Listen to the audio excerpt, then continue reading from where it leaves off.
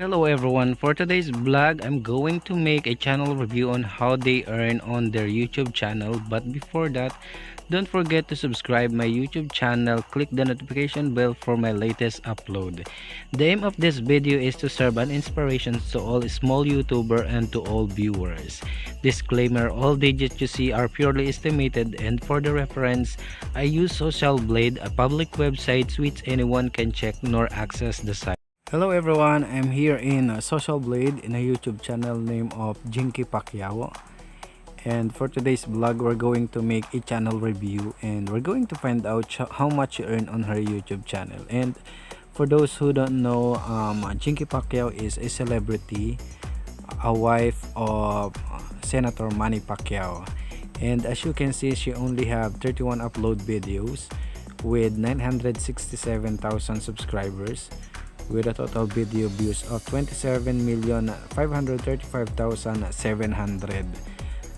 Country is Philippines, and channel type is missing. User created October 21, 2019. Social Blade grade is letter B. Social Blade rank is 171,306. Subscriber rank of 26,409. Video views rank of 200,563. And the country rank of 227. There's no rank for her channel and it is invisible. So in this page, we're going to find out the minimum estimated monthly and yearly earnings of Jinkee Pacquiao. So ayan. So kung makikita ninyo yung kanyang subscriber for the last 30 days, she gained 27,000 subscribers who subscribed to her YouTube channel with 145.5% na tinaas. And estimated monthly earnings of $297 to $4,700. So malaki-laki na din to, guys. And video views for the last 30 days, she gained 1.1 million something. Mataas siya ng 142.3% compared to the last month na mababa lang yung kanyang nakuha na, or mababa lang yung video views niya last month. And subscriber weekly, so the graph is, I think that was last 2020, her channel is working good, and for now still working good pa rin. And estimated yearly earnings, meron siyang minimum na $3,600 to maximum of $57,000.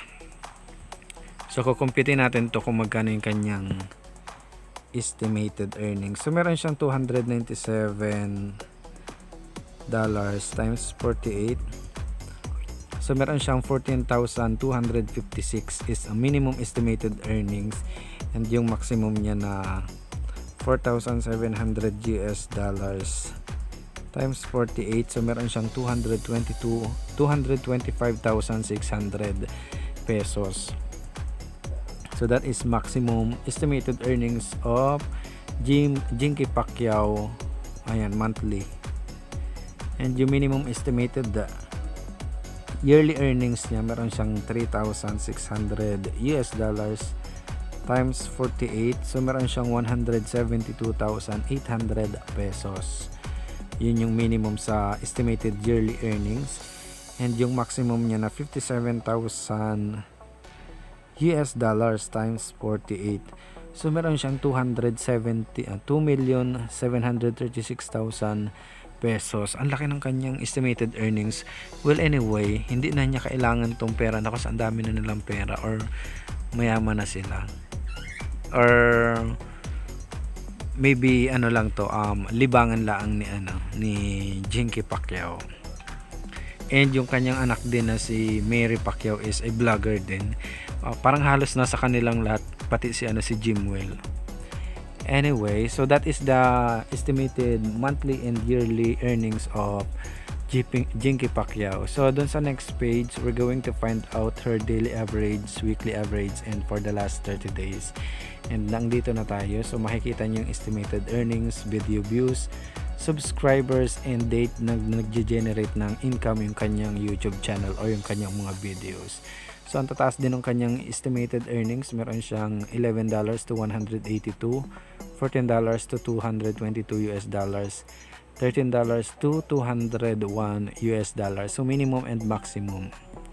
And yung kanyang mga video views din naman is matataas. So may 50,000, 54, 45, 49, 38, so on and so forth. And yung kanyang subscriber na dadagdagan ng 1,000, 3,000, 1,000, so on and so forth. And dun sa baba naman is i-check out natin yung kanyang daily average, weekly average, and for the last 30 days.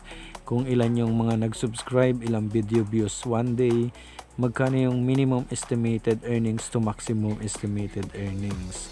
So dito sa babang ito, we can find out the daily average, weekly, and last 30 days. And as you can see, she gained 900 subscribers who subscribed to her YouTube channel with 39,567 total video views, and yung minimum estimated earnings niya is $10 to maximum of 158 US dollars. So that is only for one day. And weekly average, merong 6,300 subscriber who subscribed to her YouTube channel with 276,969 total video views, and minimum estimated earnings of 69 US dollars to maximum of 1,100 US dollars. So ano lang siya, weekly. And for the last 30 days, she gained 27,000 subscribers who subscribed to her YouTube channel with 1,186,989 total video views. And then yung minimum estimated earnings niya na 297 US dollars to maximum of 4,700 US dollars. And na-compute na natin yan kanina kung magkano ang value niyan sa peso.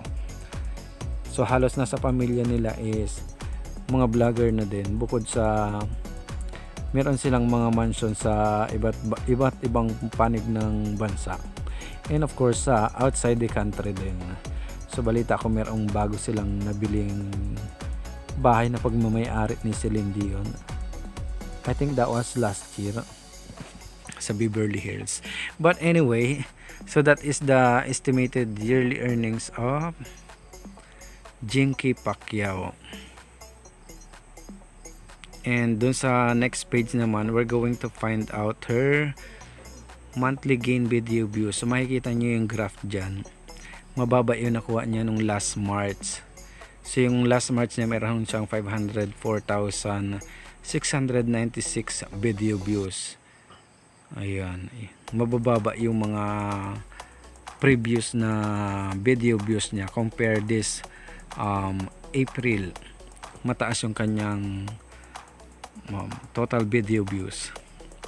So same lang dun sa kanyang subscribers. So pag mataas ang video views, mataas din ang subscribers. So dito nung last March meron siyang 11,000 subscriber lang. Then February 8,000, January 10,000, pero mas malaki yung latest ngayong April, 27,000. And then meron din siyang mas mataas na point kagaya nito, 197,000 subscribers. That is 2020. Also noong 2020 din merong malaking video views. Meron siyang 150,000 subscribers and 200 something. So ang taas ng kanyang mga subscriber na nag-subscribe. So malapit na siya mag 1,000,000. So I made this video to inspire small YouTuber and to all viewers. And don't forget to subscribe Jinkee Pacquiao, and of course to my YouTube channel Ikim Rosales. So that's for today's vlog. Keep safe everyone, and thank you for watching.